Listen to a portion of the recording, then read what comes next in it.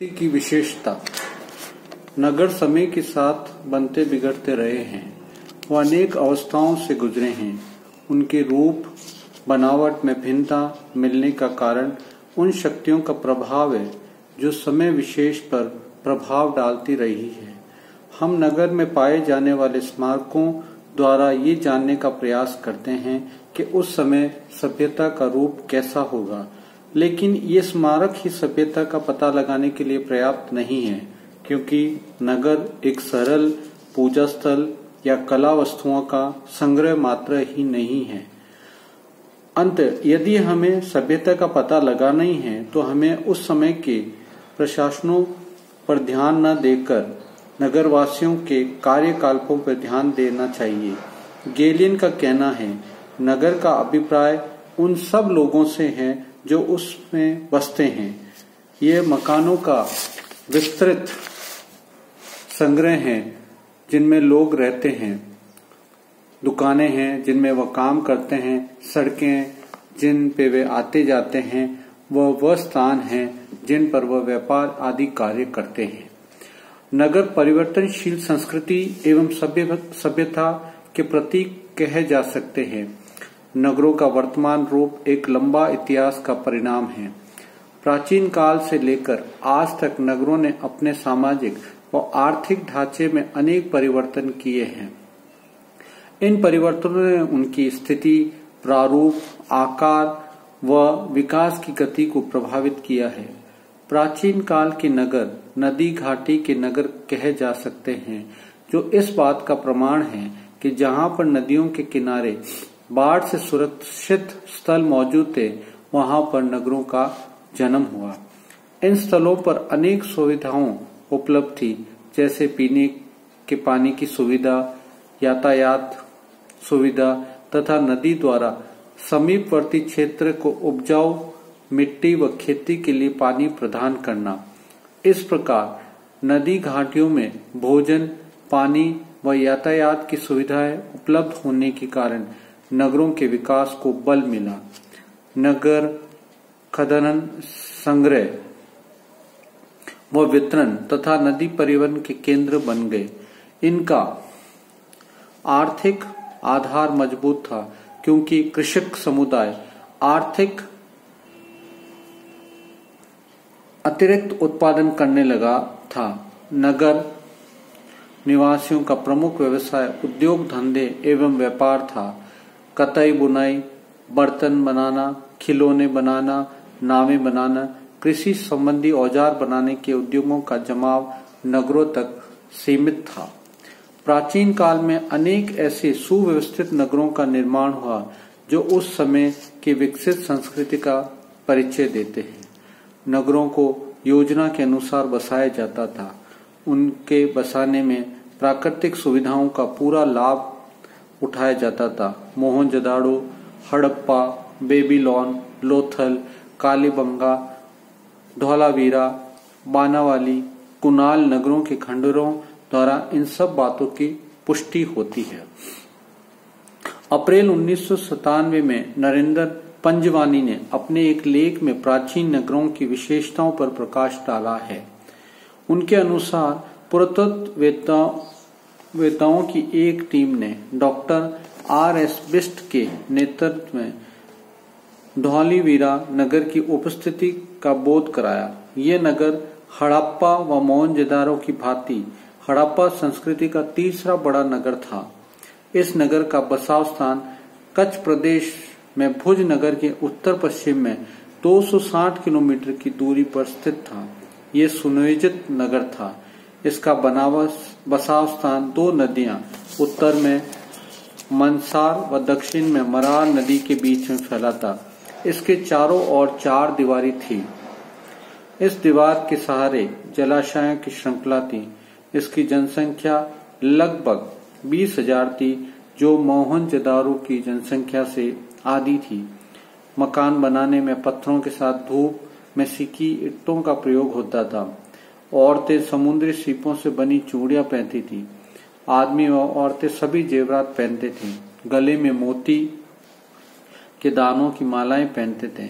इस सभी प्रकार के जेवरात यहाँ पर खुदाई करते समय मिले। मकान बनाने में भट्टे में पकी ईंटों का प्रयोग, तांबे व लोहे के औजारों का प्रयोग, मिट्टी के बर्तनों का प्रयोग आदि इस बात को बताते हैं कि उस समय नगरवासी का ज्ञान काफी आगे बढ़ चुका था और नगर आर्थिक व सामाजिक क्षेत्र में गांवों में कहीं आगे पहुंच चुके थे। यहाँ प्राचीन काल के नगरों पर प्रभाव डालने वाले कारकों व विशेषताओं को इस प्रकार समझा जा सकता है। पहला, नगरों का नदियों के किनारे सुरक्षित बसाव स्थलों पर विकसित होना। दूसरा, नदियां व जलाशय के पानी के पीने का पानी सिंचाई के रूप में प्रयोग करना। नगरों के चारों ओर कृषि भूमि का विकसित होना, जहां से अतिरिक्त कृषि उत्पादन कर नगरों में लाया जाना तथा नगरों को इन उत्पादन के वितरण एवं व्यापार केंद्र के रूप में विकसित होना। चौथा, नगरों को सुयोजित विन्यास लेआउट होना। अधिकांश नगरों में सड़कों का सीधा होना व एक दूसरे को समकोण पर काटना। नगर के चारों ओर चार दीवारी होना। छठा, मकान बनाने में पत्थर, धूप, शीशे की ईंटें व मिट्टी का प्रयोग करना। सातवां, मकानों के भीतर सभी प्रकार की सुविधाएं होना। आठवां, मिट्टी के बर्तन, जेवरातों, मिट्टी की मोहरें, नावें, खिलौने आदि का प्रयोग होना। नौवां, नगरों में लघु स्तर के उद्योगों का जमाव मिलना। 10वां, नगरवासियों का व्यापार व उद्योग कार्य में आजीविका प्राप्त करना। 11वां, नदियों का प्रमुख परिवहन मार्ग के रूप में प्रयोग किया जाना। 12वां, तांबे व लोहे से बने औजारों का प्रयोग किया जाना। 13वां, सभी सीपों व मोतियों का प्रयोग जेवरात बनाने में किया जाना। प्री वैदिक पीरियड, पूर्व वैदिक काल। इस अवधि में नगरों का और विकसित रूप देखने में आया। नगरों की स्थापना पर भौगोलिक बातों के साथ साथ सामरिक व धार्मिक बातों का भी प्रभाव पड़ा।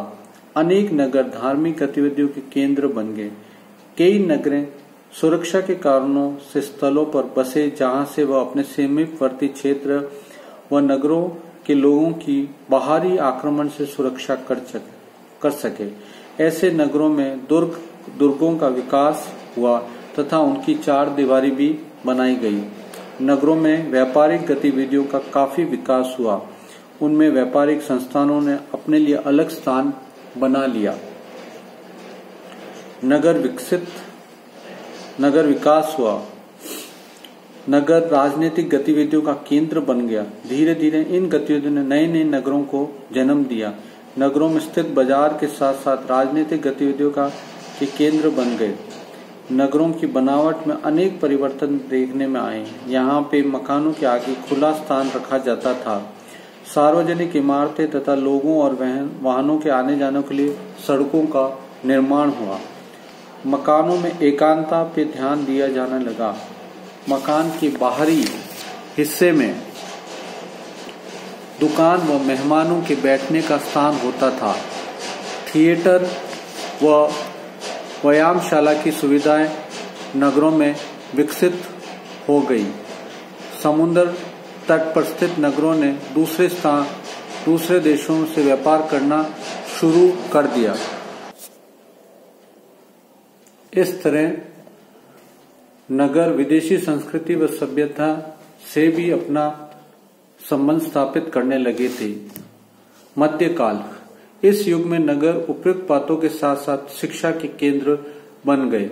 सड़कों का निर्माण, व्यापारिक संघों की स्थापना, दस्तकारी वस्तुओं का निर्माण, प्रशासकीय कार्यों का विकास आदि बातों ने नगरों के ढांचे में भारी परिवर्तन किया। अनेक नए नगरों का जन्म हुआ व किसी एक कार्य में अपनी महत्व स्वीकार करने लगे। उनके आकार में भी धीरे धीरे वृद्धि होने लगी।